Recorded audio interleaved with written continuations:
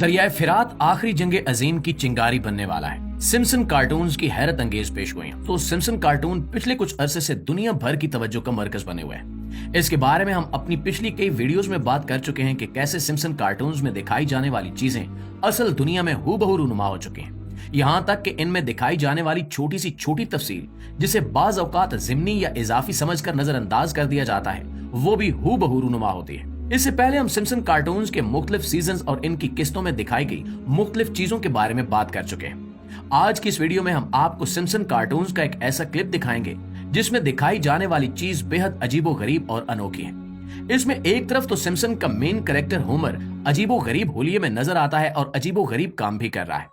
इसके साथ साथ इस कार्टून में कुछ ऐसी पेशगोइयां की गई हैं जो नबी करीम सल्लल्लाहु अलैहि वसल्लम की इरशाद करदा अहादीस में भी मौजूद है।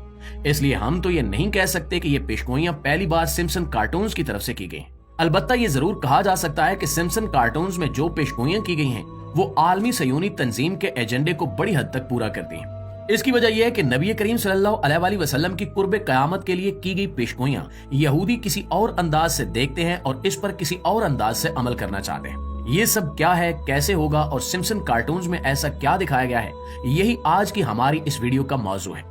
नाज़रीन ग्रामी, सबसे पहले अगर आप सिम्पसन कार्टून्स के ये क्लिप देखें तो आपको इस कार्टून का मेन कैरेक्टर होमर अरब लिबास में नजर आ रहा है और इसने सर पर अरबियों के अंदाज से रुमाल लपेट रखा है। इसके बाद ये भागता हुआ पानी के जखीरे की तरफ जाता है और इसमें से पानी उठाकर पीना चाहता है, लेकिन वो पानी बड़ी तेजी से खुश्क हो जाता है और इसके बाद आसमान पर बड़े गहरे गहरे स्याह रंग के बादल छा जाते हैं। अब अगर हम इसके पस मंजर की बात करें तो दरअसल इस सीजन में ये दिखाया गया है कि कार्टून का ये मेन कैरेक्टर होमर अपनी बीवी और बच्चों समेत इसराइल आता है और यहाँ आकर वो अपने आप को मसीहा समझना शुरू कर देता है। लोगों को अपने मज़ाहिब पे अमल करते हुए देखकर और दूसरे मजहब के लिए उनकी नफरत को जांच कर ये कोशिश करता है कि कोई ऐसा मजहब बना दिया जाए जिसकी सब पैरवी कर सकें।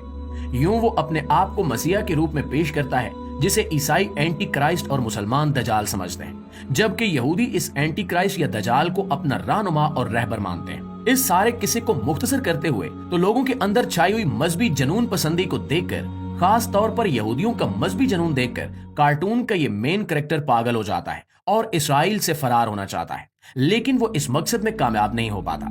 इसके बाद वो अपने आप को खत्म करने के लिए समंदर का नमकीन पानी पीना चाहता है, लेकिन दरअसल ये एक दरिया है जिसे यहाँ दिखाया गया है।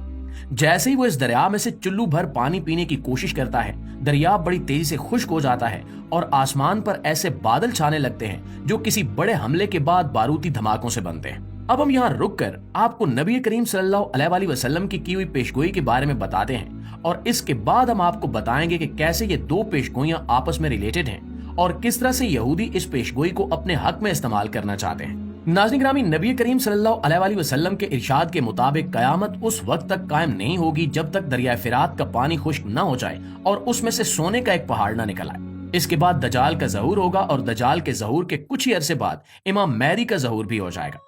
इमाम महदी जब फलस्तीन यानी यरूशलेम पहुंचेंगे और दजाल से मुकाबला करने की तैयारी करेंगे तो उसी दिन सुबह के वक्त हजरत ईसा अलैहिस्सलाम को अल्लाह रब्बुल इज्जत आसमानों से जमीन पर वापस भेज देंगे। प्यारे दोस्तों, ये मुख्तलिफ रिवायात हैं जिनके मजमूई मफहूम को हमने आपके सामने बयान किया है। अब यहाँ हम अलग अलग हर वाक़े की तशरीह करेंगे और आपको समझ आ जाएगी कि किस तरह से यहूदी इन सारे वाक़यात को अपनी मर्जी और मंशा के मुताबिक इस्तेमाल करना चाहते हैं। अगर हम पहले बात करें दरिया फिरात के खुश्क होने की, तो ये कोई ऐसी चीज नहीं रही जिसके बारे में दुनिया को पता ना हो। दरिया फिरात पिछले 20 सालों से बड़ी तेजी से खुश्क हो रहा है। दरिया फिरात के खुश्क होने और इसके सिमटने के बाद इसकी तह से बहुत सारी चीजें ऐसी भी दरियाफ्त हो रही हैं जिनके बारे में पहले हजरत इंसान ने सोचा भी नहीं था।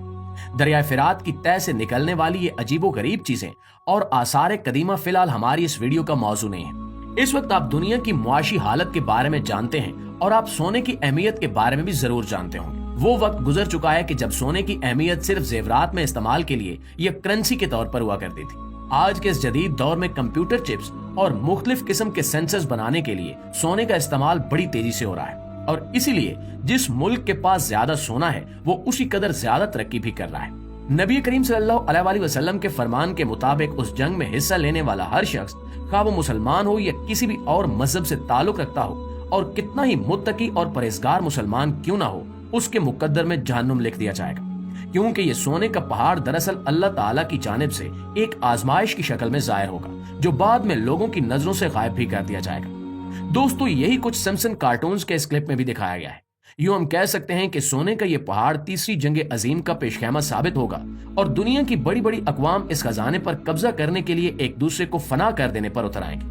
एक रिसर्च के मुताबिक चाइना के पास ऐसे हाइपरसोनिक मिसाइल्स मौजूद हैं जो एक ही वक्त में एक ही मिसाइल के जरिए 5 से 10 तक न्यूक्लियर बम मुख्तलिफ निशानों पर फेंक सकते हैं। दूसरी जानिब इस वक्त दुनिया का सबसे बड़ा गोल्ड रिजर्व यानी सोने का जखीरा ऑफिशियली अमेरिका के कब्जे में है और इसके बाद चाइना का नंबर आता है। चाइना इस वक्त रूस की फौजी ताकत को अपने साथ मिलाकर इस्तेमाल करते हुए अमेरिका की सुपर पावर होने की बर्तरी को पूरी दुनिया से खत्म करना चाहता है। इस सारी सूरत हाल में अगर दरिया फिरात से सोने का जखीरा दरियाफ्त हो जाता है तो उस इलाके में यानी इराक में अमेरिकी अफवाज के साथ साथ रूसी अफवाज भी मौजूद है और चाइना भी इस मामले में कूदने से दरेग नहीं करेगा, क्योंकि चाइना को इस वक्त अपनी मुआशी ताकत को बहाल रखने और अमेरिका को घुटनों पर झुकाने के लिए ऐसे बड़े जखीरों की शदीद जरूरत है।